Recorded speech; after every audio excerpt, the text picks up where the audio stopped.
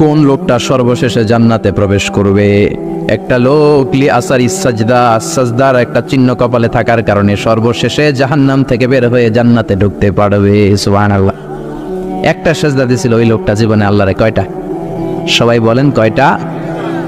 একটা মাত্র সেজদা দিয়েছে। রব্বুল আলামিন সাইয়েদনা জিবরাইল রে বলবেন, ও জিবরাইল, যার কলিজার মধ্যে কলিজার ভেতরে যাররা পরিমাণ ঈমান আছে তাকে জাহান্নাম থেকে বের করে জান্নাতে ঢুকা। সাইয়েদনা জিবরাইল জাহান্নাম থেকে বের করে জান্নাতে ঢুকাবেন। আবার রব্বুল আলামিন বলবেন, জিবরাইল যাও, যাররা পরিমাণ ঈমান পেলে জাহান্নাম থেকে বের করে জান্নাতে ঢুকাও। আবার ঢুকাবে। আবার রব্বুল আলামিন বলবেন, যা রে জিবরাইল, আবার যা, এবার যে বাটি চালান দে। কি চালান? ছিলেন বাটি চালান দেয় না? বাটি চালান দিয়ে দেখ, একটা সিজদাও যদি জীবনে কেউ দিয়ে থাকে তাকেও জাহান্নাম থেকে বের করে জান্নাতের কাছে নিয়ে যা। একজন লোক জীবনে সিজদা দিয়েছে একটা। জোরে বলেন কয়টা? রব্বুল আলামিনের অর্ডার পেয়ে সাইয়েদনা জিবরাইল জাহান্নাম থেকে ওরে বের করবে। পুরো দেহটা কুচকুচে কালো হয়ে গিয়েছে, অঙ্গার হয়ে গিয়েছে জাহান্নামে পড়তে পড়তে। আল্লাহ বলবেন, ওর উপরে আবে হায়াতের পানি ডাল, জীবন নদীর পানি, ফায়ালকা আলাইহি মাউল হায়াত। জীবন নদীর পানি সাইয়েদনা জিবরাইল ওই লোকটার মাথার উপরে ঢেলে দিবে। তারপরে আল্লাহ বলবেন, ও জিবরাইল, লোকটাকে জাহান্নাম থেকে বের করে একটু দূরে রাখ। লোকটা মহা খুশি। লোকটা কি মহা খুশি? এতদিন পুড়তে পুড়তে অঙ্গার, আজকে জাহান্নাম থেকে বের হয়ে সাইডে দাঁড়ায় আছে, কি খুশি! হাজার হাজার বছর চলে যাবে, কিন্তু জাহান্নামের আগুন কি দুনিয়ার আগুনের মতো নাকি? বিশ্বনবী বলেছেন, নারুকুম তুকিদুনা বিহি জুজউন মিন ৭০ জুজ মিন নারি জাহান্নাম। দুনিয়ার যে আগুন দিয়ে রান্না করে তোমরা রান্না করো, এই আগুন কিন্তু জাহান্নামের আগুন না। জাহান্নামের আগুন দুনিয়ার আগুনের চেয়ে ৭০ গুণ বেশি তেজ ওয়ালা করে। আল্লাহু আকবার। এজন্য আল্লাহ এটার নাম দিয়েছে নারুল্লাহ। এটা আল্লাহর আগুন। কার আগুন?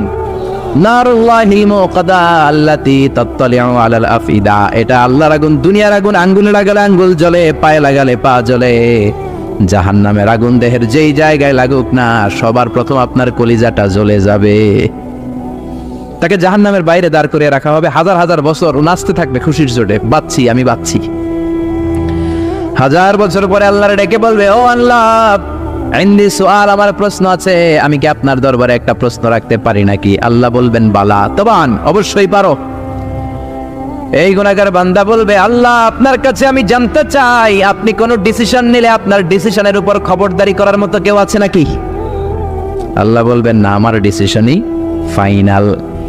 এবার গুনাহগার বান্দা বলবে, আল্লাহ, তাহলে আপনার কাছে আমি জানতে চাই, এই জাহান্নামের এই পাশ থেকে আমার যদি অনেক দূরে নিরাপদ একটা জায়গায় নিয়ে আমারে রেখে দেন, আপনারে জিজ্ঞেস করার মতো কোনো লোক আছে নাকি? আল্লাহ বলবেন, no one can ask me anything. কেউ আমারে জিজ্ঞেস করবে না। এবার কেঁদে কেঁদে লোকটা বলবে, মাবুদ, জাহান্নাম থেকে বের করেছেন শুকরিয়া, কিন্তু জাহান্নামের লেলিহান শিখায় এখনো তো আমার দেহ জ্বলে যায়। জাহান্নামের উত্তপ্ত আগুনের চোটে এখনো তো আমি দাঁড়িয়ে থাকতে পারি না, আমাকে একটা নিরাপদ জায়গায় নিয়ে যান। আল্লাহ বলবেন, ঠিক আছে, শর্ত হলো এই জিনিসটা তোমাকে দেওয়ার পরে তুমি আর নতুন করে আমার কাছে কিছু চাইতে পারবা না। কাগজ কলমে স্বাক্ষর করো। কি করো? চুক্তি হয়ে যাবে। লোকটা চুক্তি করবে, স্বাক্ষর দেবে, সিগনেচার। আল্লাহ, আপনি যদি আমার এই জিনিসটা দান করেন, মানে জাহান্নাম থেকে একটা নিরাপদ দূরত্বে নিয়ে যান, আমি আর কিচ্ছু চাবো না। সুবহানাল্লাহ কোন? আল্লাহ জিবরাইল বলবেন, যাও, নিরাপদ দূরত্বে নিয়ে যাও। নিয়ে যাওয়া হবে। এবার তো মহা খুশি, আইজো খুশি, কাইলো খুশি, বাইসে গেছি আমি। আর এবার জাহান্নামের হিট গায়ে লাগে না। এই মহানন্দে হাজার বছর সে কাটাবে। আবার হাজার বছর পরে আল্লাহর ডেকে বলবে, আল্লাহ, আইন্দি সোয়াল, একটা প্রশ্ন করতে চাই। কি প্রশ্ন? আল্লাহ বলেন তো, আপনি নতুন করে ডিসিশন নিলে কেউ আপনারে কিছু বলবে নাকি? আল্লাহ বলবে, না, বলবে না। কি বলবে? বল। বান্দা বলবে, মাবুদ রে, ও আল্লাহ, আপনি যদি আমার এইখান থেকে আরো দূরে নিয়ে যান, আগে আমি বলে রাখি, আমি কিন্তু জান্নাত চাই না। কি চাই না? আগেই বলে রাখি, আমি কিন্তু জান্নাতে যেতে চাই না। আমি শুধু চাই জান্নাতের দরজার সামনে নিয়ে আমারে বসায় রাখেন। সুবহানাল্লাহ। ও আল্লাহ, এটা দিলে আর কিছু চাই না। আগেই বলছি জান্নাতে ঢুকুম না, জান্নাতের দরজার পাশে বসুম। আল্লাহ বলবেন, তুই না ওয়াদা করেছিলি আগের জিনিসটা দেওয়ার পরে আর কিছু চাবি না? বান্দা বলে, আল্লাহ, আর কিছু চাবো না, এইটাই শেষ চাও। আল্লাহ বলবেন, আবার চুক্তি কর। আবার কি কর? চুক্তি কর, একটা সিগনেচার দে যে কিছু চাবো না। আবার সিগনেচার। এবার আল্লাহ সাইয়েদনা জিবরাইলকে বলবেন, যা, আমার এই হতভাগা গোলামটা জান্নাতে ঢুকাইস না, জান্নাতের দরজার সামনে চেয়ার দিয়ে ওইখানে বসিয়ে রাখ। এইবার ওরে আর ধরে কে? জান্নাতের দরজার সামনে চলে আসছে। আহা, কি সুন্দর জান্নাত! এয়ার কন্ডিশনের রুমে যারা ঢুকেছেন দেখবেন রুমে ঢুকতে না পারলেও দরজার সামনে দাঁড়াইলেও একটা ঠান্ডা বাতাস আছে না নেই? আছে না? মার্কেটে যখন ঢুকবেন সেন্সর করা যে গেট, দাঁড়ালেই সেন্সর করা গেট খুলে যায়, ভিতরে ঢুকা লাগবে না, ওই মার্কেটের সামনে দাঁড়ালে একটা ঠান্ডা হিমেল বাতাস গায়ে আছে না নেই? ও জান্নাতের দরজার সামনে দাঁড়িয়ে জান্নাতের হিমেল ঠান্ডা বাতাস খায়, জান্নাতের নাজ নেয়ামত দেখে, হুর দেখে, গেলমান দেখে, সুন্দর সুন্দর জিনিস দেখে, কিন্তু উপভোগ করতে পারে। জান্নাতের ভেতর বিশাল বিশাল পালঙ্ক দেখে, সোফা দেখে, খাবার দেখে, হুর দেখে, জান্নাতের মধ্যে নদী দেখে, জান্নাতের মধ্যে ঝর্ণা দেখে, ঝর্ণা ঝর্ণা ঝর্ণা রে, বলনা বলনা বলনা রে, কার বিরহে পাগল পাড়া তুই, কার মিলনে ফুল ফসলে ভরা রে তোর দুকুল ভুই, কার মিলনে ফুল ফসলে ভরা রে তোর দুকুল ভুই, ঝর্ণা ঝর্ণা ঝর্ণা রে, বলনা বলনা বলনা রে, কার বিরহে পাগল পাড়া তুই। সুবহানাল্লাহ পড়েন। জান্নাতের ঝর্ণা দেখে এসে অবাক, উমিয়া এত সুন্দর জান্নাত, মালা আইনুন রাত ওয়ালা উযুনুন সামিআত ওয়ালা খাতারা আলা কলবি বাশার, কেউ কোনোদিন দেখে নাই, কেউ কোনোদিন শুনে নাই, এত সুন্দর হতে পারে এটা কল্পনাও করতে পারে না, ঠিক কি না? ওই জান্নাত সে সরাসরি দেখে, লাইভ সরাসরি সম্প্রচার হচ্ছে, জান্নাতের ভিতরে কি হয় না হয় সব দেখে, কিন্তু ভোগ করতে পারে না, একটা জ্বালা যন্ত্রণার ভিতরে আছে না নাই? আবার 1000 বছর পরে চুক্তির কথা বলে আবার আল্লাহরে ডাক দিবে, মাবুদ রে আইন্দি সুয়াল, আমার একটা প্রশ্ন আছে। কি প্রশ্ন? তুমি যদি আবার নতুন করে কোনো ডিসিশন নাও, কেউ তোমারে ধরবে না কি? আল্লাহ বলবে না না ধরবে না, তোর কথা কি ওইটা কো, তো আগেই কয়েকবার কইছি, আমারে জিজ্ঞেস করার মতো কেউ নাই, আমি চিরক্ষমতার মালিক, আমি রাজা ধীরাজ, চিৎকার করে বলেন ঠিক কিনা? আমারে ধরার মতো আটকানোর মতো কেউ নাই। এবার লোকটা চিৎকার দিয়ে বলবে, আল্লাহ জান্নাত দেখি, জান্নাতের হুর দেখি, গেলমান দেখি, জান্নাতের নাজ নিয়ামত দেখি, নদী দেখি, ঝর্ণা দেখি, জান্নাতের সুস্বাদু চমৎকার খাবারগুলো দেখি, কিন্তু ধরতে পারি না, খেতে পারি না, ভোগ করতে পারি না। ও আল্লাহ, আমারে হতভাগা বানাইলে আমনের কি লাভ? আমারে এই জায়গায় চেয়ারের মধ্যে বসায়া কষ্ট দিলে আপনার কি লাভ? আপনার কি লাভ রে মাওলা? আপনি চাইলে তো আমারে জান্নাত দিতে পারেন, আপনি আমারে আর হতভাগা বানাবেন না, আমার জ্বালা অন্তরের জ্বালা আর বাড়াবেন না, আপনি দয়া করে আমারে জান্নাতে ঢুকিয়ে দেন। এই আকুতি মিনতি সহ কথাগুলো শুনে আল্লাহর রহমতের দরিয়ার মধ্যে জোশ খেলে যাবে, আল্লাহর রহমতের দরিয়া কেঁপে উঠবে। আল্লাহ বলবেন, ও গোলাম, তোর এত আকাঙ্ক্ষা জান্নাতে ঢোকার, যা জান্নাতে ঢুকে যা। সুবহানাল্লাহ। বাড়িতে যে জান্নাতে ঢুকে যা, শুইনা দিব এক দৌড়। আল্লাহ বলবে, এই দাঁড়া দাঁড়া, এদিকে আয়। দৌড় দিলি কেন? আস্তে আস্তে ভদ্রভাবে গেলি না কেন? জান্নাতে কেউ তো অভদ্র আচরণ করে না, দৌড়াদৌড়ি করে না, আস্তে আস্তে গেলি না কেন? এবার বলবে, আল্লাহ অনেক সিস্টেমে আইছি, সিস্টেম কম করি নাই, অনেকগুলা সিস্টেম করেছি। আল্লাহ বলবেন, ওয়াই হাকিব না আদম, তোর ধ্বংস হোক, মা আগদার আমিনকা, তোর চেয়ে বড় গাদ্দার গোলাম আমি আর দেখি নাই। এতগুলা চুক্তি করলি আল্লাহর সাথে, এটা ভারত বাংলাদেশের বাণী চুক্তি না, এটা তোর সাথে বিশ্ব গভর্নমেন্ট আল্লাহর চুক্তি, জোরে কোন ঠিক কিনা? তুই আল্লাহর সাথে চুক্তি করিস, ওই চুক্তি ভঙ্গ করিস, তোর তো অনেক সাহস, তুই তো অনেক কিছু করতে পারবি। সে বলবে, আল্লাহ আবার নিয়ে আপনি কোনো কারণে কোনো অজুহাত দিয়ে বের করে দেন, একবার যদি ঢুকতে পারি, ওই চান্স নেয়ার জন্য দিছি দৌড়। আবার আল্লাহর রহমতের দরিয়ায় জোশ খেলে যাবে। আল্লাহ কাছে ডাকবে, এদিকে আয়, আমার বগলের নিচে আয়। সুবহানাল্লাহ পড়েন, এদিকে আয়। এবার আল্লাহ আদর করে ওরে বলবেন, তোর কি এত চাওয়া, বল কি চাস, কি লাগবে তোর? খুশির চোটে বলবে, আল্লাহ আমার এটা দাও। আল্লাহ বলবেন, যা দিলাম। এবার বলবে, ওইটা দাও, কয় যা দিলাম। আল্লাহ এটা দাও, এটা দাও, গাড়ি দাও, বাড়ি দাও, নারী দাও, সব দাও। আল্লাহকে যা সব দিলাম। এরপর কি চাস, কইটা দাও। অনেক চাওয়ার পরে সে বলে, আল্লাহ আমার কাছে আর চাওয়ার লিস্টিতে আর কিছু নাই, আমার লিস্ট শেষ। আল্লাহ কয়, না, আজকে খেলা তো এত সহজে শেষ হবে না, তুই চাইতেই থাকবি। বুখারীর বর্ণনা, একটু বানিয়ে বলছি না, শুধু বঙ্গানুবাদ। তুই চাইতেই থাকবি, আমি দিতেই থাকবো, দেখি তোর কত চাওয়া আছে, তোর মনের জ্বালা যন্ত্রণা কতটুকু, তোর গভীরতা, জ্বালার গভীরতা কতটুকু, আমি আল্লাহ দেখতে চাই। কি আর করবে, অপারগ হয়ে আবার চাইবে, আল্লাহ এটা দাও, ওইটা দাও। চাওয়ার দরকার নেই, তারপরে চাই, কারণ আল্লাহ তো ছাড়ে না। এটা দাও, ওটা দাও, ওটা দাও, আল্লাহ সব দিবে। এবার আল্লাহ আর কিছু নেই, আল্লাহ বলবেন, নো। এই খেলা এত সহজে শেষ করা যাবে? আরো আরো চাইতে শুরু করবে, চাইতে চাইতে শেষ, আল্লাহ সব দিয়ে ফেলবে। এবারও আবার আল্লাহ বলবে, না, থামা যাবে না, আরো চা। এবার কয়, আল্লাহ মাপ চাই, দোয়াও চাই, আমি আর কিছু লাগবে না, আল্লাহ বলবে গোলাম তোর কি লাগবে বল, যা তোরে আমি জান্নাত দিয়ে দিলাম। তোর জান্নাতটা কত বড় সাইজের হবে শোন, এই পৃথিবীটা সাইজে যত বড় তোর জান্নাতটা বাকি সকল জান্নাতে যারা জান্নাতের ভেতরে রয়েছে তাদের জান্নাতের চাইতে তোর জান্নাতটা হবে সবচেয়ে ছোট, আসগর জান্নাত। আর তোর ওই জান্নাতটা হবে এই পৃথিবীর 10 গুণ। কোন সুবহানাল্লাহ। এজন্য আল্লাহর সেজদা দেওয়ার দরকার আছে না নাই? জিকির করার দরকার আছে না নাই? আল্লাহর কাছে চাওয়ার দরকার আছে না নাই? নাকি খাজা বাবার কাছে চাবেন, নাকি ল্যাংটা বাবা, নাকি পাগলা বাবা, নাকি লালন বাবা? চাইতে হবে একজনের কাছে। তিনি কে? সূরাতুল হুজরাত আপনাকে ভদ্র বানাবে। কি বানাবে? কি বানাবে? কথা বলেন, কি বানাবে? তাফসীর মাহফিলগুলোকে মনে করবেন ক্লাস, কি মনে করবেন? যিনি কথা বলছে শিক্ষক, আমরা সবাই কোরআনের ছাত্র, ঠিক কিনা? আপনাকে ভদ্র বানাবে, সমাজটাকে সুন্দর বানাবে। শেষ পর্যন্ত খেয়াল করে শুনতে হবে আমলের নিয়তে। ইনশাআল্লাহ পড়েন, পড়েন ইনশাআল্লাহ। আল্লাহ বললেন ইয়া আইয়ুহাল্লাযীনা আমানু লা তুকদ্দিমু বাইনা ইয়াদাইল্লাহি ওয়া রাসূলিহি ওয়াত্তাকুল্লাহ ইন্নাল্লাহা সামিউন আলীম। আল্লাহু আকবার। আল্লাহ বললেন খবরদার ও গোলাম, আল্লাহ আল্লাহর রাসূলের চেয়ে বেশি বোঝা যাবে না, আল্লাহ আল্লাহর রাসূলের চেয়ে বেশি অগ্রগামী হওয়া যাবে না, আল্লাহ আল্লাহর রাসূলের সামনে দিয়ে পণ্ডিতি করা যাবে। আল্লাহ আল্লাহ রাসূল যা বলেছেন তাই ফাইনাল। আল্লাহ আল্লাহ রাসূল যে ডিসিশন দিয়েছেন এটাই ফাইনাল, ঠিক কিনা? কোন মুমিন মুমিনাতের জন্য এমনটা শোভনীয় নয়। আল্লাহ আল্লাহ রাসূল একটা ডিসিশন দিবে, তারপরে আবার আমাদেরও কথা থাকবে। আমাদের কোনো কথা থাকবে? আল্লাহরটাই ফাইনাল, রাসূলেরটাই ফাইনাল। চিল্লায় বলেন ঠিক কিনা?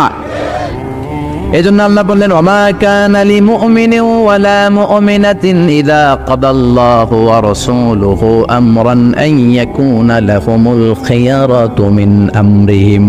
আল্লাহ আল্লাহ রাসূল যদি কোনো বিষয়ে ডিসিশন দেয় ওই ডিসিশনই ফাইনাল, ঠিক কি না? আমাদের আর কোনো অপশন নাই। আল্লাহ বললেন চুরি করলে হাত কেটে দাও, আমাদের কোনো কথা আছে? আল্লাহ বললেন জিনা করলে 100 বেত মারো, ফাজলিদু কুল্লা ওয়াহিদিম মিনহুমা মিয়াতা জালদা। আর বিবাহিত হলে মাথা উড়িয়ে দাও। আল্লাহ বললেন যদি নামাজ না পড়ে পিঠের উপরে 5টা করে বেত দাও। আমাদের কোনো কথা আছে? সৌদি আরবে এখনো এই নিয়ম আছে, যারা নামাজ পড়ে না 5 করে বেত। এজন্য ওযু থাকলেও সবাই আজান হইলে মসজিদে দৌড়, ওযু না থাকলেও দৌড়, কারণ পিঠ তো বাঁচাইতে হবে, ঠিক কিনা? এই নিয়ম যদি বাংলার জমিনে চালু হয়ে যায় কোনো বেনামাজি থাকবে নাকি? আইনটা কার? প্রধান বক্তা যদি বক্তৃতার পরে নামাজ না পড়ে প্রধান বক্তার পিঠে 5 বেত আছে না নাই? মুয়াজ্জিন সাহেব যদি নামাজ না পড়ে আছে না নাই? খতিব সাহেব জুমার দিনে খুতবা দেয়, ওয়াক্তিয়া নামাজ যদি না পড়ে 5 বেত আছে না নাই? চেয়ারম্যান না পড়লে আছে না নাই? প্রধানমন্ত্রী না পড়লে? আপনারা বলছেন আমি কই নাই? এই দায়ভার আমার না, দায়ভার আমনে গো, ঠিক কিনা? তার মানে বিধান সবার জন্য সমান। যেই নামাজ না পড়বে তার পিছনে করি 5 বাদ, যদি 5টা করে বেত দেয়া যায়, 1 ওয়াক্ত ছাড়লে 5 বেত, 5 ওয়াক্ত ছাড়লে 5 5 25 বেত, তাহলে বাংলাদেশের মসজিদগুলো মুসল্লি দিয়ে ভরে দিত কে? এজন্য আল্লাহ বললেন ইয়া আইয়ুহাল্লাযীনা আমানু লা তুকদ্দিমু বাইনা ইয়াদাইল্লাহি ওয়া রাসূলিহি। আল্লাহ আল্লাহর রাসূল যেটা বলবে সেটাই ফাইনাল, যতটুকু ওনারা শিখিয়েছেন অতটুকুই। এজন্য আল্লাহ বললেন বিশ্বনবী যা দেয় ফাখুযুহু, এটাকে ধরো। ওয়ামা নাহাকুম আনহু ফান্তাহু, বিশ্বনবী যেটা থেকে নিষেধ করেছেন ওইটার কাছেও যাওয়া যাবে না, ঠিক কি না? কথা বুঝতে পেরেছেন তো? বুঝতে পেরেছেন? বুঝতে পেরেছেন? বিশ্বনবী যেটা দিলেন ওইটাই ইসলাম। বিশ্বনবী যতটুকু দিলেন সেটাই ইসলাম, এর বাইরে কোনো ইসলাম। বিশ্বনবী গোটা বিশ্বের মানুষদের মধ্যে থেকে সব চাইতে বড় বুজুর্গ ছিলেন। আপনি কি বিশ্বনবীর চাইতেও বড় বুজুর্গ হতে পারবেন নাকি? আপনি যদি বলেন আমি বিশ্বনবীর চাইতেও বড় মুত্তাকি হব, হতে পারবেন? কারণ মুত্তাকি এর চেয়ে আর হওয়াই যায় না, হওয়া যায়? এর চেয়ে বুজুর্গ আর হওয়াই যায় না। চিল্লায় বলেন ঠিক কিনা? বোঝার চেষ্টা করেন। বুখারীর বর্ণনা, এক সাহাবী বললেন উসাল্লিল লাইলা কুল্লা ফালা আনাম, আমি সারা রাত নামাজ পড়বো, আমি আর ঘুমাবো না। এক সাহাবী বললেন আসুমুদ দাহরা কুল্লাহু ফালা উফতির, আমি সারা বছর রোজা রাখবো, রোজা ভাঙবো না। আরেক সাহাবী বললেন আতাজিলুন নিসা, আমি মহিলাদের কাছেও যাব না, ফালা আনকিহু আবাদা, আমি জীবনে কোনো বিয়ে করব না। এই কথাগুলো বিশ্বনবীর কানে যাওয়ার পরে বিশ্বনবীর চেহারাটা আগুনের গোলার মতো লাল করে দিল কে? বিশ্বনবী সাহাবীদের ডাকলেন আর ধমক দিলেন, কে বলেছে এই কথা? সারা রাত নামাজ পড়বা, ঘুমাবা না? ওয়া ইন্নী আখশাকুম লিল্লাহি ওয়া আতকাকুম লাহু, আমি তোমাদের মধ্য থেকে আল্লাহরে সবচেয়ে বেশি ভয় পাই। আমি হলাম ইমামুল মুত্তাকিন, আমার চেয়ে বড় মুত্তাকি কেউ নাই। আমি তো রাত্রে বেলায় ঘুমাই আবার তাহাজ্জুদ পড়ি।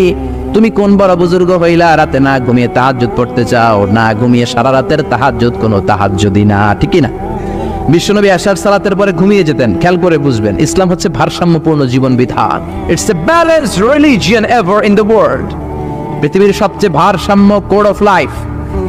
বিশ্বনবীর নামাজ ছিল এশার সালাতের পরে গল্পগুজব করতেন না, কিন্তু এশার সালাতের পরে আমাদের আড্ডাবাজি আসরা নাই। বিশ্বনবী এশার সালাতের পরে জরুরি কাজ থাকলে সেটা করতেন, তা না হলে ঘুমিয়ে যেতেন। মাঝ রাতে বিশ্বনবী তাহাজ্জুদের জন্য দাঁড়াতেন। 3-4 ঘন্টা তাহাজ্জুদ পরে ফজরের আগে আবার ঘুমিয়ে যেতেন।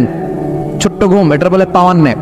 এই পাওয়ার ন্যাপ নিয়ে ঘুম থেকে উঠে ওযু সারা ফজরের 2 রাকাত সুন্নত পড়তেন। তারপরে মসজিদে নববীতে ঢুকে ফজরের 2 রাকাতের ইমামতি করতেন। সুবহানাল্লাহ।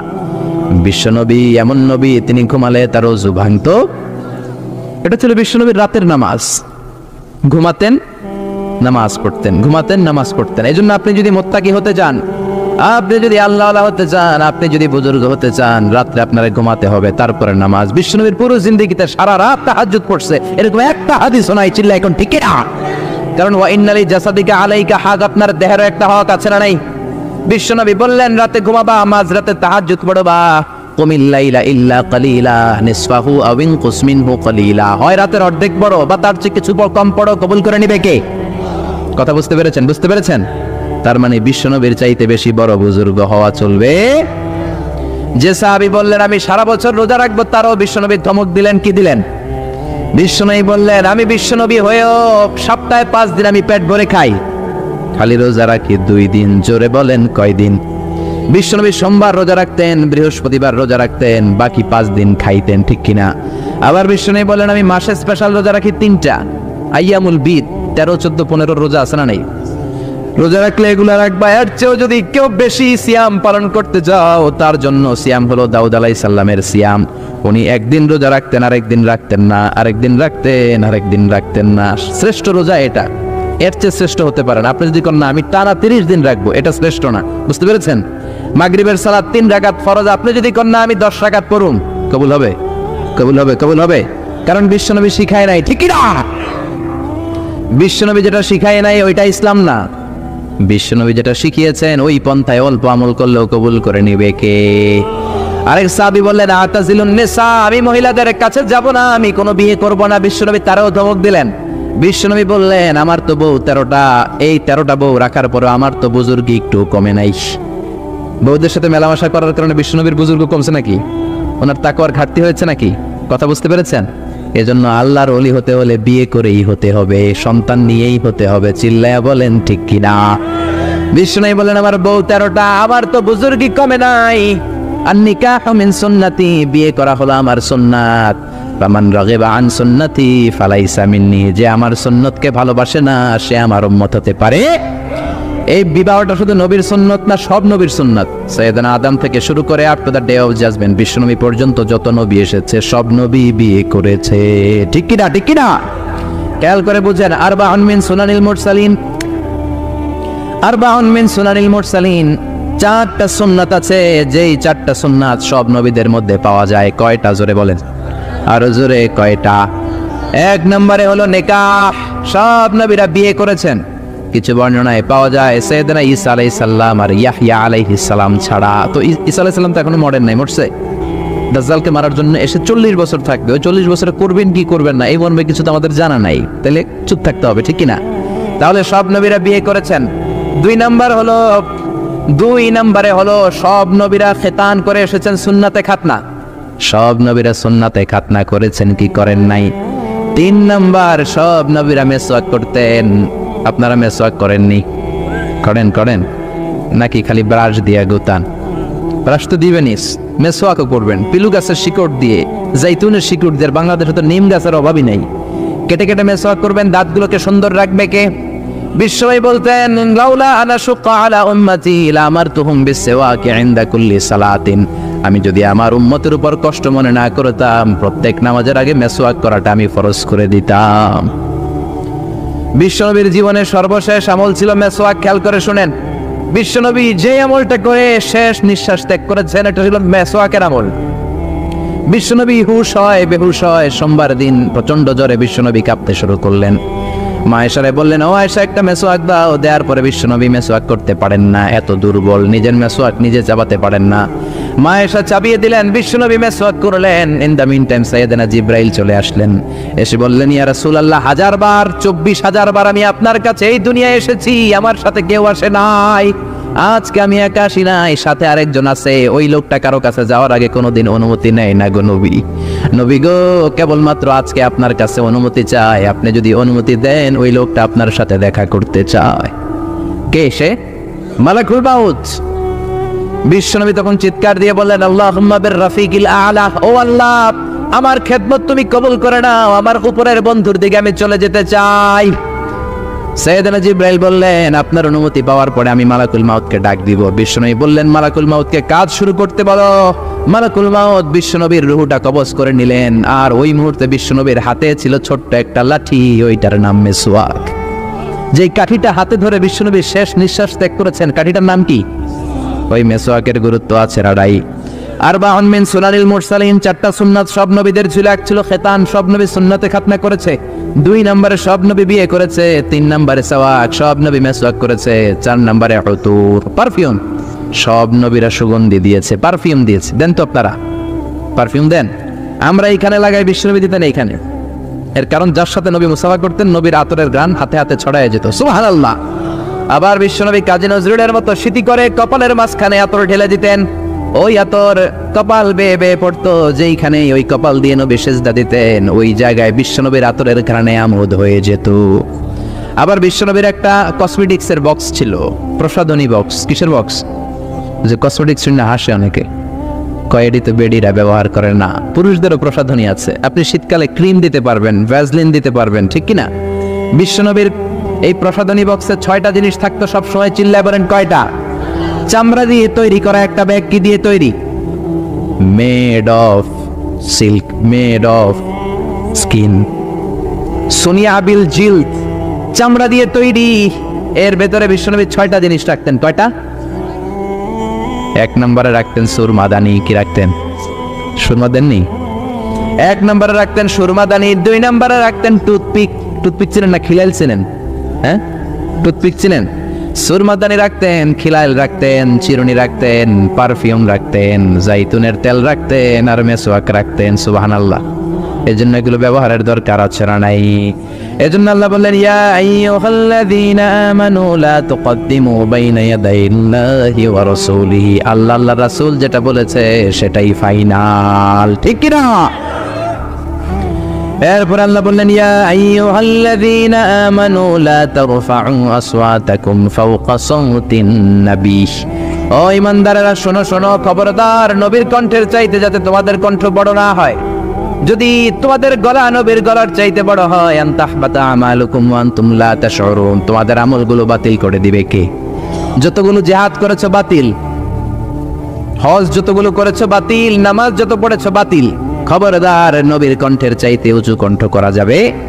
আল্লাহ ধমক দিলেন, সাহাবারা, ও সাহাবারা, তোমাদের কাছে আমি আমার নবীকে রেখেছি। আমার নবী তোমাদের সাথে ঘুরে বেড়ায়, আমার নবী তোমাদের সাথে নামাজ পড়ে, আমার নবী তোমাদের সাথে জিহাদে যায়। তার মানে এই না নিজেরা নিজেদের সাথে যেমন আচরণ করো, আমার নবীর সাথেও তেমন আচরণ করো। বা করা যাবে? নিজেরা নিজেদেরকে যেমন ডাকো, ওই সলিমন্দি কেমন আছে, নবীরে ডাকা যাবে? ও মোহাম্মদ কেমন আছো বলা যাবে? বরং নবীকে বলতে হবে, ইয়া নবী আল্লাহ। নবীকে ডাকতে হবে ইয়া রাসূলুল্লাহ। নবীকে আদর করে, সোহাগ করে, সম্মান দিয়ে ডাকতে হবে ইয়া হাবিব আল্লাহ। ঠিক কিনা? ঠিক কিনা? এই আয়াতটার একটা ব্যাকগ্রাউন্ড আছে। বনি তামিম গোত্র এসেছে বিশ্বনবীর কাছে তাদের একজন লিডার বানানোর জন্য। কে হবে? বিশ্বনবী সাহাবাদেরকে নিয়ে মিটিংয়ে বসলেন। কিসে বসলেন? জোরে বলেন, কিসে বসলেন? সাহাবীদের নিয়ে মিটিংয়ে বসলেন। সাহাবীদেরকে বললেন, কে হতে পারে ওদের লিডার, প্রস্তাব দাও। সাইয়েদনা আবু বকর বললেন, আমার মনে হয় এই লোকটা হলে বেশি ভালো। ওমর কয়, না আপনি বোঝেন নাই, এ হলে বেশি ভালো। আবু বকর কয়, না ওমর আপনি বোঝেন নাই, আমি যারে কইছি এটাই ভালো। ওমর বলে, না আমি যার কথা বলেছি সেই যোগ্য। আবু বকর বললেন, না আপনি বোঝেন নাই। ওমর কয়, না আপনি বোঝেন নাই। এই তর্কি কিছুটা ঝগড়ার দিকে রূপ নিল, গলার সাউন্ড বেড়ে গেল। বিশ্বনবীর দরবারে বসে উঁচু গলায় কথা বলে ফেললো। আল্লাহ ধমক দিলেন, খবরদার, লা তারফাউ আসওয়াতাকুম ফাওকা সাওতিন নবী। কার সাথে মিটিং এ বসেছো মনে রাখো, এটা যেন তেন মানুষ নয়, সাধারণ মানুষ নয়, অসাধারণ মানুষ। তিনি মানব কিন্তু মহামানব, তিনি নবী কিন্তু নবীদেরও নবী, ঠিক না? খবরদার, নবীর সামনে বড় গলায় কথা বলো না, তাহলে তোমাদের আমলগুলো বাতিল হয়ে যাবে, টেরও পাবে না। এই ধমক দেওয়ার পরে, এই আয়াত নাজিল হওয়ার পরে কোনো সাহাবারা নবীর সাথে কথা কয় না, সব সামনে দিয়ে হাঁটে কিন্তু কথা বলে ভয়ে। সব নামাজ বাতিল হয়ে যাবে, সব রোজা বাতিল হয়ে যাবে, সব যাকাতগুলো বাতিল হয়ে যাবে, এজন্য কথাই বলে না। বিশ্বনবী ডাক দিতেন, ওমরের দিকে আসো, আসতেন, কথা জিজ্ঞেস করলে কানে কানে ফিস ফিস করে, আমরা যেমনি কথা বলি সাইয়েদনা ওমর এই আয়াত নাজিল হওয়ার পরে কানে কানে ফিস ফিস করে কথা বলতেন। কানে কানে আমরা যখন কথা বলি যেমনি ফিস ফিস ফিস ফিস করে, সাইয়েদনা ওমর এই আয়াত নাজিল হওয়ার পরে এমনি ফিস ফিস করে বলতেন। বিশ্বনবী বুঝতেন না, বিশ্বনবী বলতেন, কি বললা ওমর, জোরে বলো, জোরে বলো, জোরে বলো ওমর, জোরে বলো।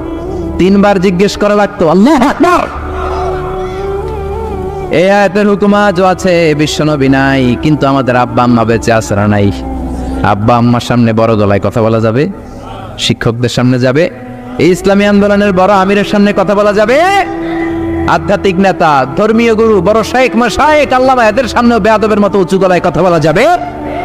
যারা হজ উমরা করেছেন তারা দেখেছেন এই আয়াতটা যেটা আপনাদের সামনে পড়লাম, বিশ্বনবীর কবরের উপরে আজও আয়াতটা লেখা আছে না নাই?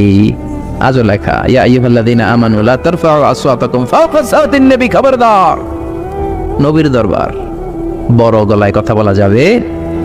মসজিদে নববীতে আপনি যদি বিশ্বনবীর সালাম দিতে চান, আপনারা যেই গেট দিয়ে ঢুকতে হবে, গেটের নাম বাবুস সালাম। বাবুস সালাম দিয়ে যদি আপনি ঢোকেন, বিশ্বনবীর সালাম দিতে পারবেন। ওইটাই হলো মসজিদে নববীর প্রথম কাতার, ডান দিকে পড়বে কিবলা। মসজিদে নববীতে যারা নামাজ পড়ে দক্ষিণ দিকে হয়ে নামাজ পড়ে, আমরা বাঙালিরা পশ্চিম দিকে হয়ে নামাজ পড়ি। মিশরে আমি ছিলাম 5 বছর, 5টা বছর পূর্ব দিকে নামাজ পড়েছি। আসলে পূর্ব দক্ষিণ কোনো কথা না, কেবলা যে কাবা যেদিকে, কেবলা ওইদিকে, ঠিক কিনা? বাংলাদেশ থেকে মক্কা হচ্ছে পশ্চিম দিকে, মদিনা থেকে মক্কা দক্ষিণ দিকে, মিশর থেকে মক্কা মানে কাবা পূর্ব দিকে, এই জন্য তারা পূর্ব দিকে হয়ে নামাজ পড়ে। বুঝতে পেরেছেন? আপনি হাঁটতে শুরু করবেন, বাবুস সালাম দিয়ে ঢুকে প্রথম কাতার, ডান দিকে কেবলা।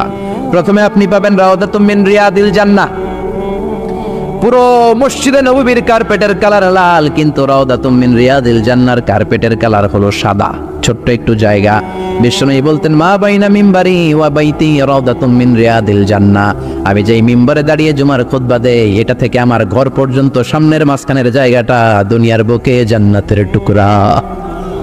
এখানে নামাজ পড়ার জন্য খালি ধাক্কা ধাক্কি। আমি রাত 12টায় মদিনায় বসলাম, ঢুকলাম, ঢুকে ভাবলাম আগে রাউদাতুম মিন রিয়াদিল জান্নাতে 2 রাকাত সালাত পড়ি। 50-60 জন করে ঢুকায়, লাইনে দাঁড়ালাম, ঢুকলাম। ভাগ্য ভালো, এমন একটা জায়গা পেয়েছি লেখা মাকান তাহাজ্জুদি রাসূলিল্লাহ, মানে এই জায়গায় রাসূল তাহাজ্জুদের নামাজ পড়তেন। আল্লাহর শুকরিয়া আদায় করে 2 রাকাত সালাত পড়ে আবার প্রথম কাতারে ঢুকে গেলাম। এবার বিশ্বনবীর সালাম দেওয়ার পালা। হাঁটতে লাগলাম সবার সাথে।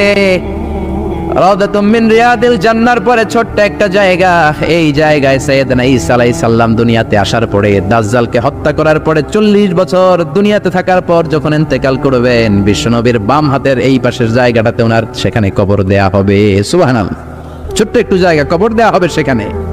হাঁটতে লাগলাম, এরপরে বিশ্বনবীর কবর, লেখা মুহাম্মদ রাসূলুল্লাহ সাল্লাল্লাহু। যেই নবীর কথা ছোটবেলা থেকে এতদিন পড়লাম, যেই নবীর হাদিসগুলো শিখলাম, যেই নবীর জন্য আমরা দেহের তাজা রক্তটুকু বিলিয়ে দিতে পারি কি পারি না, ওই নবী নাকি এই জায়গায় শোয়া। কোন উম্মত এই কথাটা চিন্তা করে ধৈর্য ধারণ করতে পারে? নিজেকে সামলে রাখতে পারে না, বুক ফেটে কান্না আসে, চিৎকার দিয়ে নবীরে ডাকতে মনে চায়, কিন্তু ডাকা যাবে না, কারণ লেখা লা তারফাউ আসওয়াতাকুম ফাওকা সাওতিন নবী। খবরদার, এটা নবীর দরবার। নবীর দরবারে উঁচু গলায় বড় গলায় কোনো চিল্লা ফাল্লা বা আওয়াজ করা যাবে? দাঁড় দাঁড় করে মানুষ চোখের পানি ছাড়ে, চিৎকার করে কাঁদতে পারে না। বিশ্বনবীরে চিৎকার করে ডাকতে মন চায়, ডাক দিতে পারে না, চোখের পানি ছাড়ে। আর বিশ্বনবীর সালাম দেয়, সামনের দিকে হাঁটে। বিশ্বনবীর কবরের পরে সাইয়েদনা আবু বকরের কবর, তারপরে সাইয়েদনা ওমরের কবর, তারপরে যেই দরজা দিয়ে বের হবেন দরজাটার নাম হলো বাবুল বাকিয়া। এই দরজা দিয়ে বের হলেই সামনে মাকবারাতুল বাকি, বিশ্বনবীর পারিবারিক কবরস্থান। চিল্লায় বলেন আল্লাহু আকবার। এজন্য লা তারফাউ আসওয়াতাকুম ফাওকা সাওতিন নবী। খবরদার, নবীর কণ্ঠের চাইতে যাতে তোমাদের কণ্ঠ বড় না হয়, নবীর দরবারে বেয়াদবের মতো উঁচু গলায় কথা বললে আমলগুলো বাতিল করে কে? এরপরে আল্লাহ বললেন, ও ঈমানদারেরা শোনো শোনো, ইন্নাল্লাযীনা ইউনাদুনাকা মিন ওয়ারাইল হুজুরাতি আকসারুহুম লা ইয়াকিলুন, যারা বিশ্বনবীর হুজরাখানার বাইরে থেকে বেয়াদবের মতো নবীর ডাকে ওরা বেআক্কেল। ওরা কি? আকসারুহুম লা ইয়াকিলুন, মুখ মাফি, আকল নাই। বনু তামিম গোত্রের লোকেরা ছিল বেদুইন, সভ্যতা, শিক্ষা, সংস্কৃতি কোনো কিছু টাচ পায় নাই। আইসাই ডাকতে শুরু করছে, ইয়া মুহাম্মদ উখরুজ ইলাইনা, ও মুহাম্মদ বাড়ি আসো নাকি? বেরো বেরো, ও মুহাম্মদ বেরো। এটা আপনার বন্ধুর বাড়ি না, এটা আপনার দোস্তের বাড়ি না, এটা আপনার বেয়াইয়ের বাড়ি না, এটা আপনার কলিগের বাড়ি না, এটা হলো বিশ্ব নবীর বাড়ি, ঠিক কি না? একটু আদবের দরকার আছে না নাই? আল্লাহ বললেন আকসারুহুম লা ইয়াকিলুন, এগুলার আকল নাই, বেআক্কেল। লা ইয়াকিলুন মানে কি? আকল নাই মানে কি? বেআক্কেল। ওয়ালাউ আন্নাহুম সাবারু, ওরা যদি ধৈর্য ধরতো, হাত্তা তাখরুজা ইলাইহিম, যতক্ষণ না আপনি বের না হন, যদি একটু ধৈর্যের সাথে বসতো, লাকানা খায়রাল লাহুম, এটাই তাদের জন্য ভালো হতো, ঠিক কি না? কারো বাসায় গেলে একটু ধৈর্যের সাথে বসবেন, আনটিল হি কামস আউট, যতক্ষণ না সে না বেরোয়। হুট করে ঢুকবেন না, অনুমতি নেবেন, 3টা সালাম দিবেন, পারমিশন চাইবেন, যদি পারমিশন দেয়া হয় ঢুকবেন, না হলে চলে যাবেন। এটাই ইসলামের আইন। খবরদার ঘরের চিবাচাবা দিয়ে উকি ঝুঁকি দিবেন। কেউ যদি ঘরের ছিদ্র দিয়ে উকি দেয়, বিশ্বনবী বলেছেন কাঠি দিয়ে খোঁচা মেরে চোখ কানা করে দাও। এই কানা করে দিলে কোনো বিচার নাই, ঠিক কিনা? ঠিক কিনা? এটাকেই বলে প্রাইভেসি ইন ইসলাম। ইসলাম একটা প্রাইভেসি আছে না নাই? প্রত্যেকের একটা নিজস্ব গণ্ডি আছে। খবরদার কারো ঘরে গেলে আগে অনুমতি নিয়ে ঢুকবেন। আবার বিশ্বনবী বলেছেন ঘরের সোজাসুজি হয়ে দাঁড়াবেন না, হয়তো ডান দিকে হয়ে দাঁড়াবেন কিংবা বাম দিকে হয়ে দাঁড়াবেন। হঠাৎ করে কোনো বেগানা নারী যদি দরজা খোলে, আপনার চোখের সাথে তার চোখ পড়তে পারে, ঠিক কিনা? কিন্তু ডান দিকে কিংবা বাম দিকে যদি হয়ে দাঁড়ান, তার চেহারার সাথে আপনার চেহারা মুখোমুখি হওয়ার কোনো ধরনের সম্ভাবনা, সংঘর্ষ হওয়ার সুযোগই নেই। চিল্লা এখন, ঠিক কিনা? এজন্য খবরদার, মহিলা দরজা খুললে না তাকিয়ে কথা বলবেন। খবরদার, নারীদেরকে ফোনে পাইলেও লম্বা কথা বলবেন না।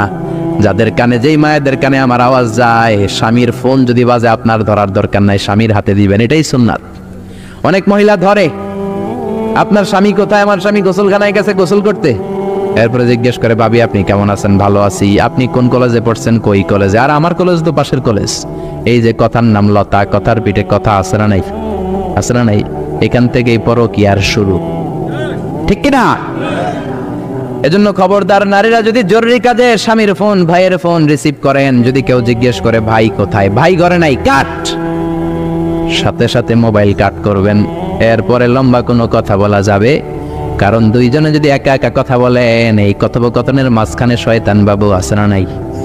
এজন্য খবরদার, কারো ঘরে গেলে অনুমতি নিয়ে যাবেন। ইয়া আইয়ুহাল্লাযীনা আমানু লা তাদখুলু বুয়ুতান গায়রা বুয়ুতিকুম হাত্তা তাস্তাআনিসু ওয়া তুসাল্লিমু আলা আহলিহা। কারো ঘরে যদি যাও, অনুমতি নাও, তারে 3বার সালাম দাও।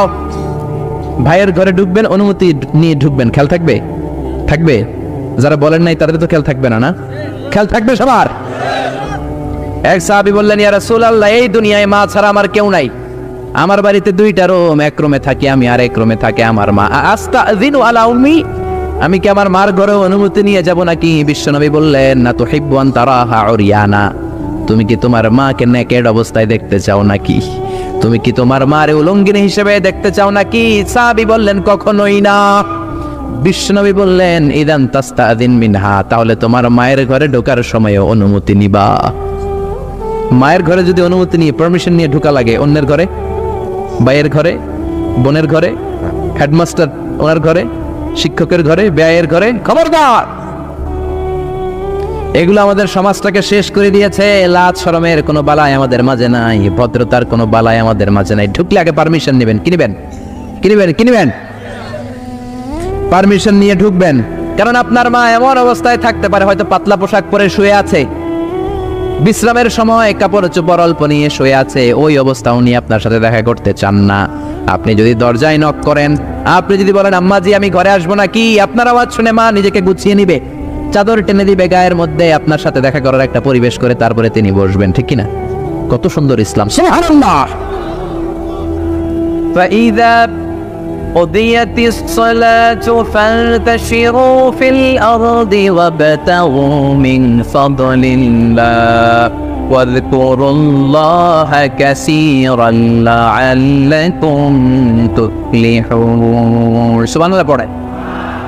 আল্লাহ বললেন যখন তোমাদের নামাজ শেষ হয়ে যায়, ফাইদা কুদিয়াতিস সালাত, যখন সালাত শেষ হয়ে যায়, ফান্তাশিরু ফিল আরদি, জমিনে ছড়িয়ে পড়ো, ওয়াবতাগু মিন ফাদলিল্লাহ, আল্লাহর দেয়া ফজল তালাশ করো, রিজিক তালাশ করো। ওয়াযকুরুল্লাহা কাসীরান, আল্লাহর জিকির বেশি বেশি করো। লাআল্লাকুম তুফলিহুন, তোমাদেরকে সফল বানায়া দিবে কে? সিস্টেমটা খেয়াল করেন। ফাইদা কুদিয়াতিস সালাত, যখন সালাত শেষ, ফান্তাশিরু ফিল আরদ, when you are done with your salah, spread out to your workplace, তোমার কাজের জায়গায় চলে যাও। নাকি মসজিদে বসে থাকবেন? নামাজ শেষে কি করতে হবে? কাজের জায়গায় চলে যেতে হবে। এটা ইসলামের নিয়ম, এটা বিশ্বনবীর সুন্নাত, এটা আল্লাহর দেয়া পদ্ধতি। ফাইদা কুদিয়াতিস সালাতু, যখন সালাত শেষ হয়ে যাবে, ফান্তাশিরু ফিল আরদ, জমিনে ছড়িয়ে পড়ো, ওয়াবতাগু মিন ফাদলিল্লাহ, আল্লাহর রিজিক তালাশ করো। জমিনের মধ্যে আল্লাহর ফাদাল আছে, রিজিক আছে, এই রিজিকগুলো তালাশ করো। মসজিদে বসে থাকলে এই ফদল বা রিজিক কি পাওয়া যাবে? যাবে না। মসজিদে ঢুকলে রহমত পাওয়া যায়। গাজীপুরের ভাইয়ের আওয়াজ তুলে বলেন, মসজিদে ঢুকলে কি পাওয়া যায়? এজন্য মসজিদে যখন আমরা ঢুকি, কোন পা দিয়ে ঢুকি? ডান পা দিয়ে ঢুকে আমরা বলি আল্লাহুম্মা ফতাহলি আবওয়াবা রাহমাতিক, O Allah, open for us the door of your mercy, Allah আমাদের জন্য আপনার সব রহমতের দরজাগুলো খুলে দেন। কারণ মসজিদে ঢুকলে রহমত দেয় কে? আর মসজিদ থেকে যখন বের হই তখন রহমত নয়, তখন পাওয়া যায় ফদল, যে ফদলের কথা আল্লাহ আছে বললেন, ওয়াবতাগু মিন ফাদলিল্লাহ, এই ফদল মানে হচ্ছে রিজিক। তাই মসজিদ থেকে যখন বেরোই, কোন পা দিয়ে বেরোই? আর কি দোয়া পড়ি? আওয়াজ করে বলেন, আল্লাহুম্মা ইন্নী আসআলুকা মিন ফাদলিক, মানে হে আল্লাহ, আমি আপনার কাছে আপনার ফদল চাই, রিজিক চাই। দুনিয়ার কেউ রিজিক দিতে পারে না, রিজিক দিতে পারে কে? এই রিজিক আমি আপনার কাছে চাই। আবার আল্লাহ বললেন, ওয়াল্লাযী জাআলা লাকুমুল আরদা যালুলান ফামশু ফী মানাকিবিহা ওয়া কুলু মির রিজকি ওয়া ইলাইহিন নুশুর। তিনি তো এমন সত্তা যিনি তোমাদের জন্য জমিনটারে বানিয়েছেন সাহালাতুল মাসালিক, সহজে হাঁটা যায়, চলা যায়, চারা বীজ রোপণ করা যায়, চাষাবাদ করা যায়। আল্লাহ বললেন জমিনের আনাচে কানাচে ঘুরে বেড়াও, জমিনের মধ্যে তোমাদের জন্য রিজিক রেখে দিয়েছে কে? এই জমিনের সব জায়গায় রিজিক আছে। আপনি জমিনের পাহাড়ে যাবেন, পাহাড়েও রিজিক আছে। জানেন পাহাড়ে কি চাষ হয়? হ্যাঁ, জুম চাষ হয়। বাংলাদেশের পাহাড়ে জুম চাষ হয়, আর মালয়েশিয়ার পাহাড়গুলোতে সব চাষ হয়। মালয়েশিয়া একটা জায়গা আছে ক্যামেরুন হাইল্যান্ড, ভাই গেছিলেন নাকি? ৬,০০০ ফিট উপরে, ঠান্ডা, প্রচন্ড ঠান্ডা। আমি প্রায় যাই, ওখানকার চা বাগানের স্নিগ্ধ হাওয়া আমাকে টানে, বাতাসটা খুবই ক্লিন, ভাল লাগে। ওই ক্যামেরুন হাইল্যান্ডে ৬,০০০ ফিট উপরে ওরা করেছে ফুলের বাগান, ফলের বাগান, চায়ের বাগান, স্ট্রবেরির বাগান, মধুর চাষ করে। আর এই ৬,০০০ ফিট উপরে এই ভেজিটেবলস আইটেমগুলো দিয়ে তারা পুরো মালয়েশিয়ার খাদ্যদ্রব্যের যত সংকট, সব সংকট তারা দূরীভূত করেছে। সুবহানাল্লাহ পড়েন। তো ওনারা পাহাড়ের উপর চাষ করে, আর আমরা সমতল জায়গায় চাষ করতে চাই না। চাষাবাদ করতে আমাদের লজ্জা লাগে। কি লাগে? যুবক ভাইয়েরা, কাজে কোনো লজ্জা নেই। কাজে কি নেই? পরিশ্রমে লজ্জা নেই। লজ্জা হচ্ছে অলসতায়, লজ্জা হচ্ছে অকর্মণ্যতায়। আমরা কাজ করে খেতে চাই, পরিশ্রম করে খেতে চাই। রাজি আছো সবাই? এখন অনেকে রুফ গার্ডেনিং করে। রুফ গার্ডেনিং মানে ছাদের, বাসার ছাদের উপরে কি সুন্দর পেঁপে গাছ, আম গাছ। আমি নিজে দেখেছি, নিজেরা খায়, আশেপাশের প্রতিবেশীদের সবাইকে দেয়, বাজারে বিক্রিও করে। নিউ আইডিয়া, রুফ গার্ডেনিং করো। তারপর একসাথে হাঁসের চাষ হয়, পানিতে হাঁসগুলো ভেসে বেড়ায়, আর নিচে মাছের চাষ হয়। এরকম অনেক যুবক আছে যারা এগুলো করে করে স্বাবলম্বী হয়েছে। আমরা এগুলো করতে চাই না, আমাদের লজ্জা লাগে। আমাদের হোটেলের বেসিয়ারি করতে লজ্জা লাগে, ছোট্ট ফুচকার দোকান দিতে আমাদের লজ্জা লাগে, কিন্তু বিশ্বনবীর ছাগল চড়াতে কোনো লজ্জা লাগতো না। কাজে কোনো লজ্জা আছে? লজ্জা কিসে তাইলে? অলসতায়। আওয়াজ করে বলো, লজ্জা কিসে? অলসতা করা যাবে না। অলসতাকে আজকের প্রোগ্রাম থেকে আমরা না বলে দিব। আমরা অলসতাকে বলে দিব নো। অলসতাকে আমরা কি বলবো? নো, আমরা অলস হতে চাই না। আমরা খেতে খেতে চাই, ঘাম ঝরাতে চাই, পরিশ্রমের ঘামের লোনা পানিতে জন্ম নেয় সফলতার বীজ। আমরা সফল হতে চাই, ঠিক কিনা? এজন্য অলসতা করা যাবে না, কাজ করতে হবে। আল্লাহ রাসূল সাল্লাল্লাহু আলাইহি ওয়াসাল্লাম সাহাবারা আমাদেরকে কাজের প্রতি উৎসাহিত করেছেন। সাইয়েদনা ওমর ফারুক রাদিয়াল্লাহু তাআলা আনহু, নাম শুনেছেন? কত নম্বর খলিফা? সবাই বলেন। 1 নম্বর খলিফার নাম কি? 2 নম্বর খলিফার নাম? 3 নম্বর? 4 নম্বর? রিদওয়ানুল্লাহি তাআলা আলাইহিম আজমাইন। ওমর ফারুক সাধারণ কোনো সাহাবী ছিলেন না, তিনি এমন সাহাবী ছিলেন, বিশ্বনবী সাল্লাল্লাহু আলাইহি ওয়াসাল্লাম বলেছেন, আমার পরে কোনো নবীও নাই, রাসূলও নাই, তবে আমার পরে যদি কেউ নবী হতো, আমার ওমর নবী হয়ে যেত। বিশ্বনবী বলছেন, লা নবিয়্যা বা'দি ওয়ালা রাসূলা, আমার পরে কোনো নবী নাই, রাসূল নাই।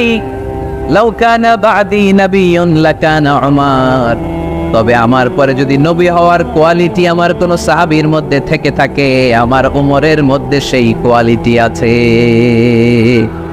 প্রভু তুমি বলেছো রাসূল দেবে না, বলনি দেবে না ওমর, বলনি দেবে না হামজা তারি, খালিদ বিজয়ী সমর। প্রভু তুমি বলেছো রাসূল দেবে না, বলনি দেবে না ওমর, বলনি দেবে না হামজা তারি, খালিদ বিজয়ী সমর। প্রভু তুমি বলেছো রাসূল দেবে না। সুবহানাল্লাহ পড়েন। ওমর ফারুক রাদিয়াল্লাহু তাআলা আনহু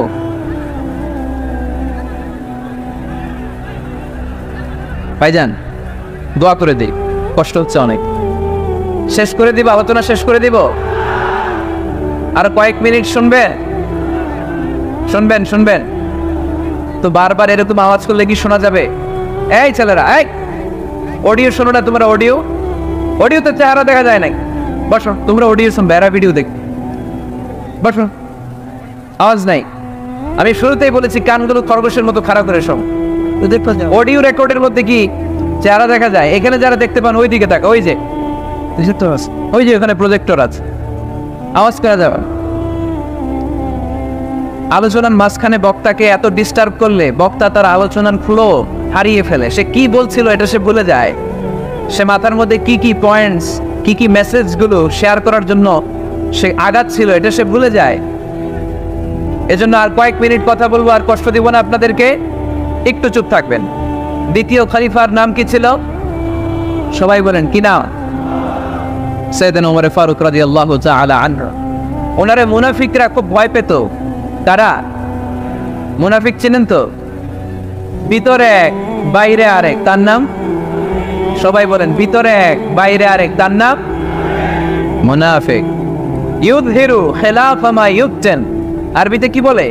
ইউযহিরু খিলাফা মা ইউবতিন, প্রকাশ করে একটা, ভিতরে আরেকটা। ভিতরে এক বাইরে আরেক, তার নাম? সবাই বলেন, ভিতরে এক বাইরে আরেক, তার নাম? আমরা কি মুনাফিক হতে চাই?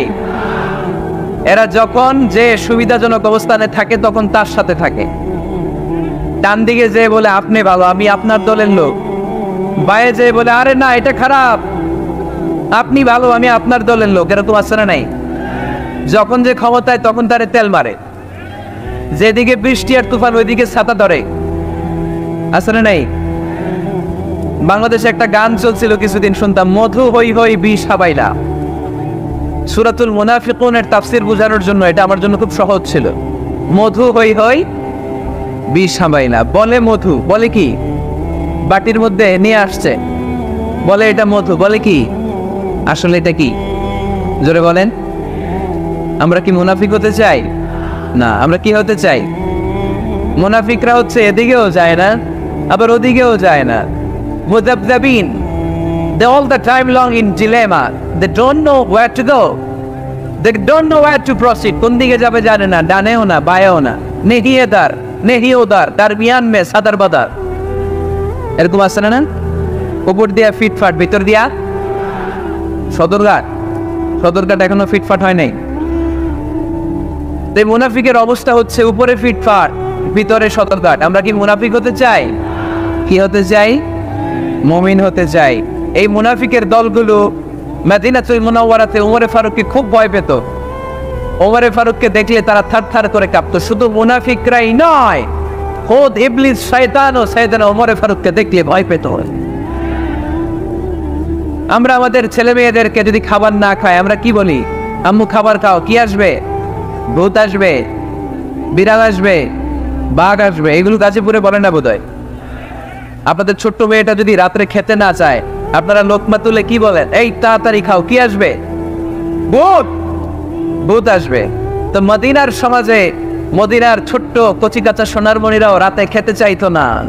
মদিনাতুল মুনাওয়ারার মায়েরা রাত্রিবেলা খাবার নিয়ে বাচ্চাদেরকে বলতো, মা তাড়াতাড়ি খাও, হুয়া ইয়াতি ওমর, ওই যে ওমর আসতেছে, ওমর ইসলামের দ্বিতীয় খলিফা। আশাদতুহুম ফি আমরিল্লাহি ওমর, আল্লাহর জমিনে আল্লাহর দ্বীন বাস্তবায়নের জন্য সবচেয়ে শক্তিশালী ছিল ওমর। চিল্লায় পড়েন সুবহানাল্লাহ।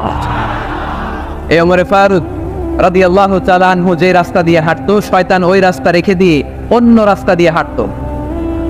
মা সালাকা শাইতানু ফাজ্জান সালিকান ইল্লা সালাকা ফাজ্জান গায়রা ফাজ্জিক। বিষ্ণু বলতেন, ওমর, শয়তান তোমারে দেখে এত ভয় পায়, তুমি যে রাস্তা দিয়ে হাঁটো, শয়তান তোমারে দেখলে ওই রাস্তা রেখে দিয়ে অন্য রাস্তা দিয়ে হাঁটে। চিল্লায় পড়েন সুবহানাল্লাহ।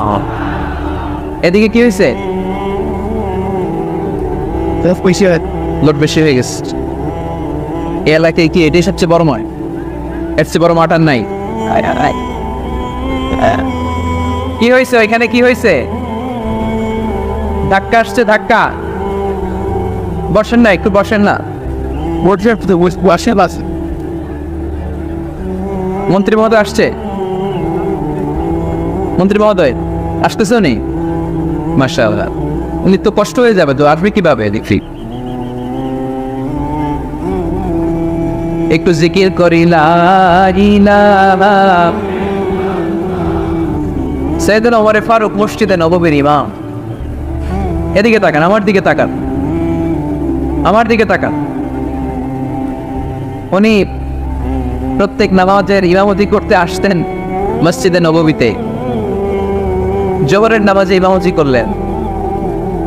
ইমামতি করে দেখলেন নামাজ শেষ, সবাই বের হয়ে চলে যায়। এটাই ইসলামের নিয়ম, ঠিক কিনা? ফাইদা কুদিয়াতিস সালাতু ফান্তাশিরু ফিল আরদ ওয়াবতাগু মিন ফাদলিল্লাহ। নামাজের সময় হ্যাঁ ফেলাইছি, নামাজের সময়, কাজের সময়, নামাজের সময়, কাজের সময়। ফাইদা কুদিয়াতিস সালাত, যখন নামাজ শেষ হয়, ফান্তাশিরু ফিল আরদ, জমিনে ছড়িয়ে পড়ো। এটা ইসলামের আইন। তার মানে আল্লাহ বুঝাতে চাইলেন, নামাজের সময় মসজিদে চলে যাও। নামাজ যখন শেষ হয়ে যাবে, শিক্ষক চলে যাবে স্কুলে, কৃষক চলে যাবে ফসল খেতে, মেম্বার অফ দ্য পার্লামেন্ট চলে যাবে সংসদ ভবনে, ব্যবসায়ীরা চলে যাবে শপিং মলে, ঠিক না?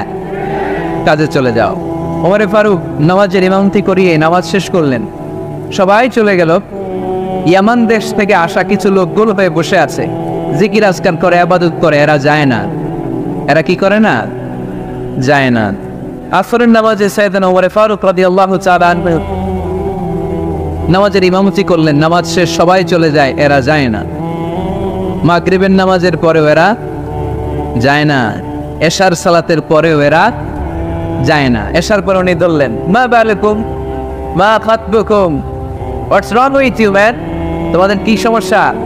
জোহর, আসর, মাগরিব, এশা প্রত্যেক সালাতের পরে সবাই যার যার কাজে চলে যায়, তোমরা যে যাও না? বাড়ি কই? বলি ইয়ামান। তো বসে থাকো কেন? কি করো? কই জিকির করি। কি করি? কি করি?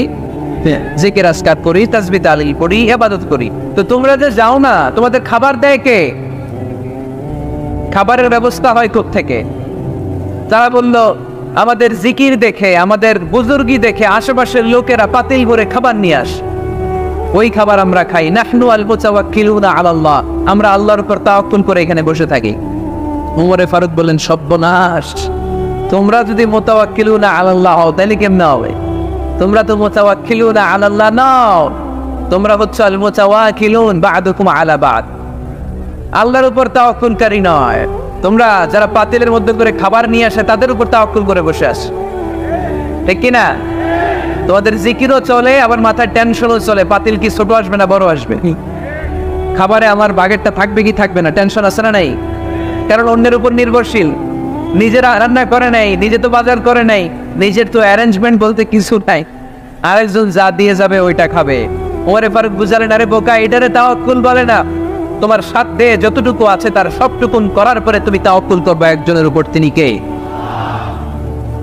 এক সাহাবী বললেন, ইয়া রাসূলুল্লাহ, ইয়া হাবিবাল্লাহ সাল্লাল্লাহু আলাইহি ওয়াসাল্লাম, আমি অনেক দূর থেকে সফর করে এসেছি, এই যে আমার ওটের রশিটা এটা ছেড়ে দিয়ে যদি আমি ঘুমিয়ে যাই, আল্লাহর উপর তাওয়াক্কুল করি, আমার ওটটা বসে থাকবে নাকি? বিষ্ণু বললেন, না, এটারে তাওয়াক্কুল বলে না। ওটের রশি রেখে দিয়ে ঘুমাইলে তোমার উট দৌড় দিবে। ইআকিলহা সুম্মা তাওয়াক্কাল আলাল্লাহ, ওটের রশিটা আগে দড়ি দিয়ে ভালো করে গাছের সাথে বাঁধো, তারপরে তাওয়াক্কুল করবে একজনের উপর, তিনি কে?